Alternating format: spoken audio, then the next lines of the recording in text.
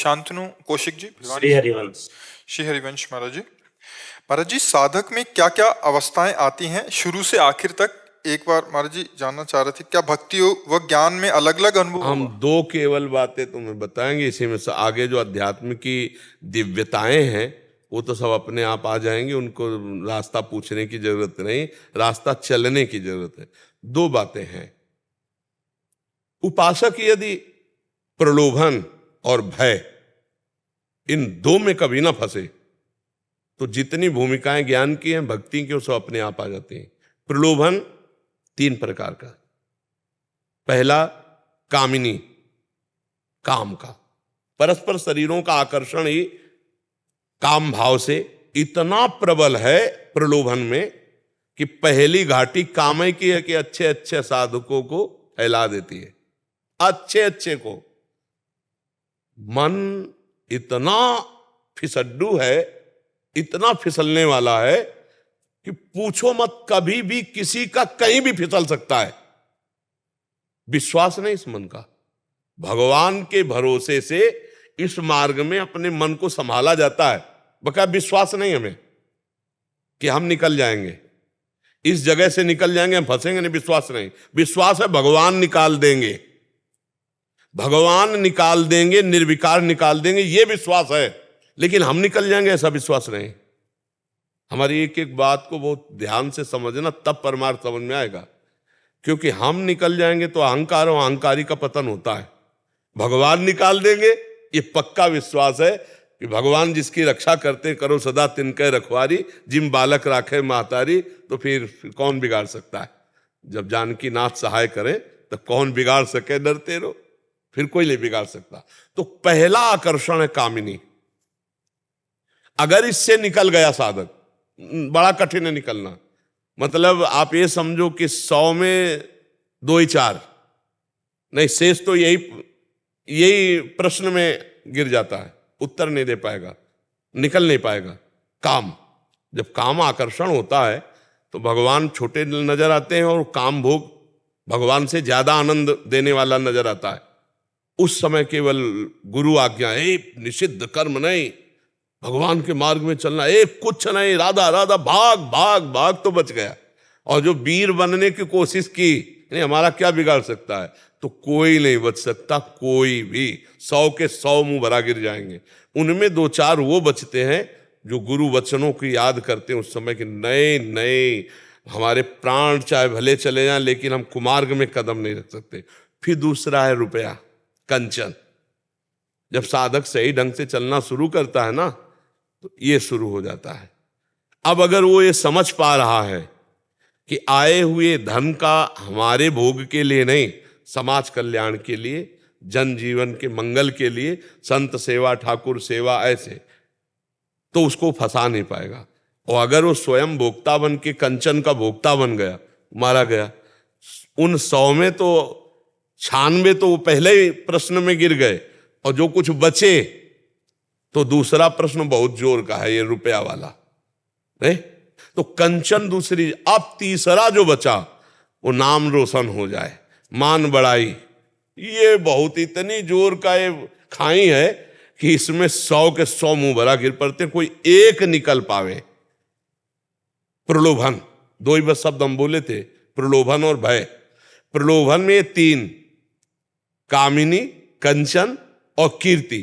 कीर्ति से निकल पावे कोई बिरला नहीं। कंचन विजयी हो सकता है, कामिनी विजयी हो सकता है, लेकिन मन में ये अंदर, अगर ये अंदर है तो भगवत प्राप्ति नहीं होगी, गया। इसका भी तृणादपि सुनीचेन, इस सूत्र से इसे काटा जाता है। तृणादपि सुनीचेन, अपने को तृण से भी नीच समझकर, सो अनन्य गति जाके मति न टरे हनुमंत, मैं सेवक सचराचर रूप स्वामी भगवंत, काट देगा, इस सूत्र से काट देगा। सब रूपों में मेरे भगवान है, तो मान ग्रहण नहीं हुआ। अगर कि यश कीर्ति मान में फूल गया, जो इन 3 प्रलोभनों से बच जाए। और चौथा है भय। कदम कदम पे भय का मार्ग है, पता नहीं कब कौन सा विकार आकर हमें गिरा दे, पता नहीं कब कौन से, और ऐसे ऐसे भयावह आते हैं कि अब तो गए, अब तो गए, अब तो गए। लेकिन भगवान का भरोसा होता है ना, तो भगवान बचा करके प्रलोभनों और भय से, दोनों से। जो इनके आगे निकलता है फिर भारी प्रलोभन आता है सिद्धि का, सिद्धियों का, और जो उन सिद्धियों को भी स्वीकार न करे, ये कंचन कामिनी कीर्ति और फिर सिद्धि, किसी भी सिद्धि को स्वीकार किया। इसलिए हमारे ब्रजमंडल में जितने भी सिद्ध हुए हैं, आप ऐसे किसी एक चमत्कारी को नहीं देखेंगे कि तुम्हारा नाम बता दे, तुम्हारा गांव बता दे, तुम किस काम के, ये सब नहीं। वो भगवान के प्रेम की सिद्धि प्राप्त करने के लिए इन सब सिद्धियों का त्याग, जो इन सिद्धियों का भी त्याग कर दे, तब उसके अंदर स्थूल शरीर का राग, सूक्ष्म शरीर का राग, कारण शरीर का राग, ये भगवान हटा करके अपने में लगा देते हैं। जीव ही भगवान की तरफ राग मुड़ा तो उसे अनुराग कहते हैं।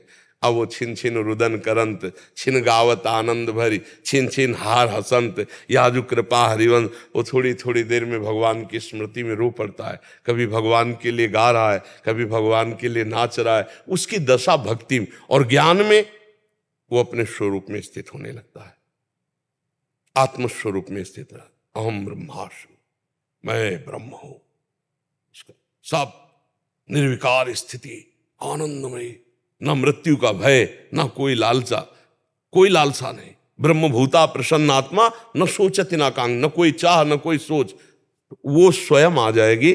हमको बचना दो बातों से है, भगवान का भजन छुड़ाने के लिए कंचन कामिनी कीर्ति, ये प्रलोभन, फिर सिद्धियों का प्रलोभन और नाना प्रकार के भय।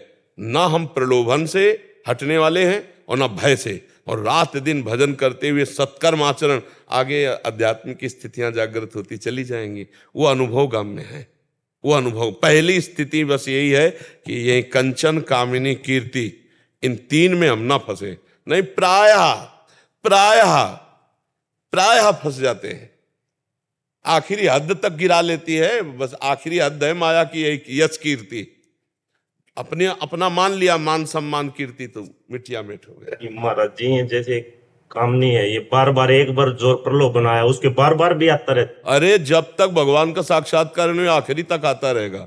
योद्धा ऐसा थोड़ी कि एक ही बाण चढ़ाकर छोड़ दे, 1000 बार वो प्रयास करेगा कि तुम्हारे हर कदम पर तुम्हें गिरा दे। तो जब तक भगवान का साक्षात्कार ना हो तब तक बिल्कुल ऐसे ही चलना। ये थोड़ी कि एक बार जीत गए तो जीत गए, नहीं नहीं, वो हर अवसर पे आएगा।